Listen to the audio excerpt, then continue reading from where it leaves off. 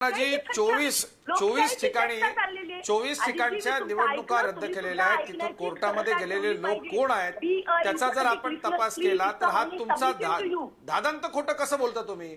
भारतीय जनता पक्षाचे कार्यकर्ते गेलेत की तुमच्या मित्र पक्षाचे गेलेत, तुमचे गेलेत ते शोधा ना तुम्ही. सांगा तुम्ही कुठं, सांगा तुम्ही कुठे गटागटानं ठरवून ही निवडणूक अशा पद्धतीचा करण्याचा प्रयत्न केलाय? त्यामुळे लोकांकडे बोट दाखवत असताना अहो तुम्हाला सगळ्याच ठिकाणी तुम्हाला अजित चव्हाणजी आणि सक्षना सरगरजी आरोप प्रत्यारोप करत राहिलो ना तर त्याची ती मारुतीच्या शेपटीसारखे लांब आरोप प्रत्यारोप होतील. मला विश्वंभर चौधरींकडे लाच काढू नका. मी पुन्हा एकदा सांगतोय तुम्हाला, तुमच्यामध्ये हिंमत असेल तर काँग्रेस पक्षामध्ये प्रवेश करा आणि निवडणूक लढा. विश्वंभर चौधरी तुम्हाला परमिट दिलेलं नाहीये की तुम्ही सामाजिक कार्यकर्त्याची वेगळी ढाल समोर करून तुम्ही राजकीय पक्षाच्या वरिष्ठ नेत्यांना वाटेल ते बोलाल. आलं का लक्षात?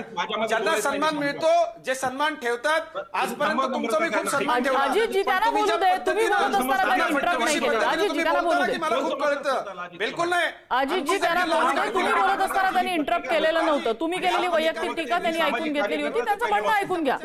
तुम्ही यांना काँग्रेसमध्ये जायला सांगा आणि राजकीय पक्षाचे कार्यकर्ते म्हणून बोलवा. मी सक्षना सरगर यांना पक्षाचा कार्यकर्ता म्हणून आम्ही दोघं एकमेकाशी भांडू शकतो. यांचे काय विचार आहेत सोशल मीडियावरती जाऊन बघा. अजितजींना मी जसं सांगितलं की वैयक्तिक टीका करू नये तसंच मी सगळ्यांना वैश्वंभर चौधरीजी आपल्याला तुम्ही काँग्रेसचा प्रचार करायला ओपनली तुम्ही सभा घेऊन फिरला नव्हतात महाराष्ट्रामध्ये, लक्षात घ्या. माझं स्पष्ट म्हणणं इतकं तुम्हाला विश्वंभरजी, तुम्हाला राजकीय लढाई नाही, तुम्हाला जर राजकीय लढाई लढायची आहे ना तर तुम्ही राजकीय पक्ष जॉईन करा एखादा स्वतःचा काढा आणि मग तुम्ही नरेंद्र मोदींपासून देवेंद्रजींपर्यंत सगळ्यांना अक्कल शिकवायला जा. हे लक्षात घ्या. मला खूप गोष्टी माहिती आहे, बोलता येतील. तुम्ही फार आपल्याला कळतं या आविर्भावामध्ये तुम्ही असं गालावर बोट ठेवून ही करता ना, हे चालणार नाही. महाराष्ट्राच्या जनतेला कळतं आता कोण बेगडी आहेत, खोटे आहेत ते.